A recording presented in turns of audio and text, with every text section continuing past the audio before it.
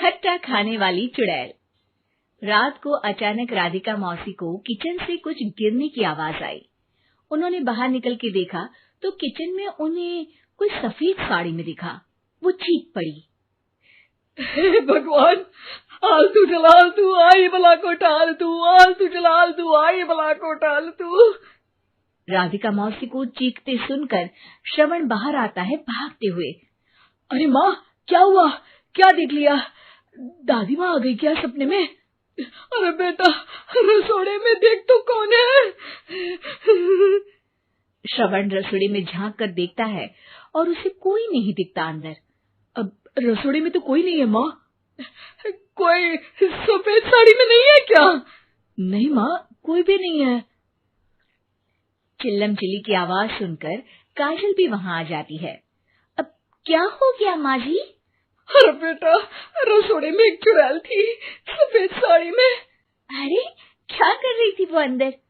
अरे बताया नहीं, कल आएगी ना तो पूछ लूंगी। चुड़ैल जी, आपका क्या प्लान है? माँ जी, रात बहुत हो गई है, आपने कोई बुरा सपना देखा होगा, चलिए सो जाइए। राधिका मौसी सोने तो चली जाती है, पर उनको रात भर नींद ही नहीं आती। वो कुछ भी उलझुल बातें सोचने लगती है। कहीं चुड़ैल की वजह से तो घर में टेंशन नहीं हो रहा, कहीं उसी की वजह से तो वो दादी नहीं बन पा रही। सुबह जब राधिका मौसी रसोड़े में छानबीन करती है तो पाती है कि नींबू का अचार गायब है। चुड़ैल नींबू का अचार ले गई, मुझे तो ठीक नहीं लग रहा कुछ। चुड़ैल को भी पता है कि जिंदगी का असली मजा तो खट्टे में ही है। राधिका मौसी झट से श्रवण को फोन कर देती है। बेटा, मुझे समस्या समझ में आ गई है, हमें एक तांत्रिक की जरूरत है। अरे क्या बोल रही हो माँ, तांत्रिक की क्या जरूरत है? आप पूजा पाठ तो कर ही रही हो ना। आलतू जलालतू मंत्र सारे फालतू जैसे कुछ मंत्र पढ़ो, चली जाएगी अपने आप चुड़ैल। अरे नहीं बेटा, कभी चुड़ैल को कम नहीं समझते। अरे तुझे पता भी नहीं चलेगा कि कभी वो छल करके काजल की जगह घर की बहू खुद बन जाएगी। क्या माँ, कुछ भी बोल रही हो? कहाँ काजल और कहाँ चुड़ैल? वैसे एक बात बताओ, काजल को अगर गाने के लिए बोल देना तो चुड़ैल काजल की आवाज सुनकर घर तो क्या धरती लोग छोड़कर चली जाएगी। तुम ना पढ़े लिखे बच्चे हर चीज को मजाक समझते हो। तुम रहने दो, मैं खुद ही तांत्रिक को बुला लेती हूँ।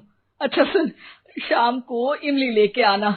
क्या है कि चटनी खाए बहुत दिन हो गए है ना? नहीं माँ, इमली तांत्रिक से ही मंगवा लो ना, आटा वगैरह भी उसी से पिसवा लेना। देखो मुझे काम करना है। श्रवण रात को कई तरह की सब्जियों के साथ माँ के कहने पे चटनी के लिए इमली भी ले आया था, लेकिन राधिका मौसी के दिमाग में अलग ही फिल्म चल रही थी। उन्हें अब सिर्फ शक ही नहीं यकीन होने लगा था कि शायद चुड़ैल ने श्रवण पर अपना जाल बिछा दिया था, जिस वजह से श्रवण उनकी बात ही नहीं मान रहा था। पर कोई नहीं, आने वाली रात में राधिका मौसी खुद तैयार हो गई चुड़ैल को पकड़ने के लिए। रुद्राक्ष की माला, तुलसी का पत्ता, हनुमान चालीसा सब हाथ के पास ही था, बस चुड़ैल का इंतजार था। और जैसा राधिका मौसी ने सोचा था वैसा ही हुआ। वो चुड़ैल उस रात भी आई, पर वो राधिका मौसी से तेज निकली और राधिका मौसी के उससे पकड़ने के पहले ही वो भाग खड़ी हुई।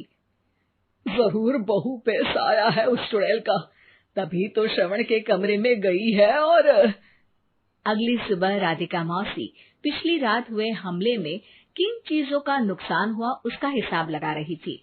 उनके खेमे से एक आम के अचार की शीशी भी गायब हो चुकी थी और वो इमली भी जो कल श्रवण लेकर आया था। राधिका मौसी इस बारे में सोच ही रही थी कि श्रवण जल्दी से रसोड़े में आकर दवाइयों की पोटली ढूंढने लगता है। अरे बेटा, क्या हो गया? अब माँ, वो काजल की तबीयत खराब है, बहुत घबराहट हो रही है उसे। हे भगवान, मैंने पहले ही कहा था कि तांत्रिक को बुला लेते हैं, पर नहीं। अब देखो, उस चुड़ैल ने काजल को अपने वश में करना शुरू भी कर दिया है। हालांकि श्रवण भूतों में विश्वास नहीं करता था, पर अब वो भी डर जाता है। और राजी हो जाता है एक तांत्रिक को बुलाने के लिए। कुछ ही घंटों में तांत्रिक आ जाते हैं और राधिका मौसी तांत्रिक जी को सब बता देती है। घोर संकट, घनघोर संकट, चुड़ैल को मारू जोर चाकट, ओम भट स्वाहा खटखा के आहा। अरे ये क्या मंत्र है? मेरे खुद के ओरिजिनल मंत्र है, कल रात को ही लिखे हैं, अच्छे लगे तो दाद चाहूंगा। एक और मंत्र सुनो। अर्ज किया है आब्राकडाब्रा, दिल्ली बम्बई आगरा, चंदा मामा सोवरले सुरन मामू जारा। ये मंत्र है? अरे कोई 40 वालीसा पढ़ो ना। वक्त कम है, 40 नहीं पड़ेंगे, 20-25 में काम चलाना पड़ेगा। अलग निरंजन जाके लंदन, मुफ्त का मंजान घिस मेरे नंदन। अरे जल्दी करो तांत्रिक जी, जल्दी करो। तांत्रिक अपने उल झलूल मंत्र पढ़ने लगता है। श्रवण को तांत्रिक पे शक होता है। वो अपने एक डॉक्टर दोस्त को कॉल कर देता है ताकि कोई अनहोनी हो तो इमरजेंसी में चीजें मैनेज हो जाए। तांत्रिक धुनी रमाता है, जिसकी वजह से कमरे में काफी धुआं हो जाता है और जिसकी वजह से बहू की घबराहट बढ़ जाती है। अब भागेगी चुड़ैल। हाँ। बहू खांसते हुए धुएं से बचने के लिए बाहर चली जाती है। अरे भाग रही है, भाग रही है। पीछे पीछे श्रवण भी जाता है। बहू एक सोफे पर बैठ जाती है। तभी डॉक्टर दोस्त आ जाते हैं और श्रवण को पानी लाने के लिए कहते हैं। थोड़े चेकअप के बाद डॉक्टर कहते हैं, मेरे हिसाब से जाप का काम पूरा हो गया है। क्या मतलब? अरे कुछ भी नहीं माँ, कोई चुड़ैल नहीं है, खुशखबरी है, अब दादी बनने वाली है। मगर वो सब अचार के डब्बे। श्रवण दोनों अचार के डब्बे अपनी माँ को दिखाता है, जो कि उनके बिस्तर के नीचे छुपे हुए थे। आपने सही बोला था माँ, वो चुड़ैल काजल ही थी जो खट्टा खा रही थी। हमें कल ही पता चला, पर हमने आपको ये तांत्रिक वाला काम करने दिया ताकि आपको भरोसा हो जाए कि भूत वगैरह कुछ होता ही नहीं। अच्छा, ये तो बड़ी खुशी की बात है, पर बेटा मुझे एक झाड़ू तो ला दे। क्यों माँ? ये तांत्रिक का भूत उतारती हूँ मैं। अब तांत्रिक राधा मौसी के डर से घर से भाग निकलता है और राधा मौसी उसके पीछे भागती है। अरे संकट ये घनघोर है, तांत्रिक मुआ चोर है। उम्मीद है कि आपको हमारी ये कहानी पसंद आई होगी।